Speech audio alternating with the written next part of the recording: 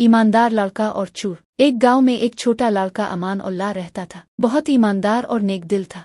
एक दिन जब वो मदरसे से वापस आ रहा था, रास्ते में इसे एक बटुआ पड़ा हुआ नजर आया। अमान अल्लाह ने बटुआ उठाया और देखा कि इसमें कुछ पैसे और एक कीमती अंगूठी थी। अमान अल्लाह ने सोचा, ये किसी का माल है, मुझे इसे वापस करना चाहिए। बटुआ लेकर गांव के चौक में पहुंचा और ऐलान किया, किसी का बटुआ खो गया है, मैंने ये रास्ते में पाया है। थोड़ी देर बाद एक आदमी आया जो बहुत परेशान लग रहा था। इसने कहा, मेरा बटुआ खो गया था, क्या तुम्हें मिला है?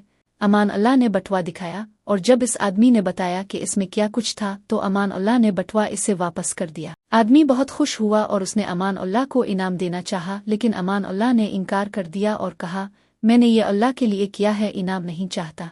रात को जब अमान अल्लाह सो रहा था, इसने एक ख्वाब देखा। ख्वाब में एक फरिश्ता आया और उसने कहा, ए अमान अल्लाह, तुम्हारी ईमानदारी और नेकी की वजह से अल्लाह तुमसे बहुत खुश है, तुम्हारी जिंदगी में बरकत होगी। अगले दिन से अमान अल्लाह की जिंदगी में खुशियां और बरकतें बढ़ने लगे। इसका ये अमल पूरे गांव में मशहूर हो गया और सब ने इसकी ईमानदारी की तारीफ की।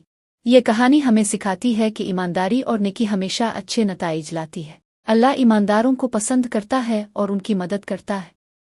अगर आपको ये कहानी पसंद आई हो तो चैनल को सब्सक्राइब करें, वीडियो को लाइक करें और अपने दोस्तों के साथ शेयर करें। शुक्रिया।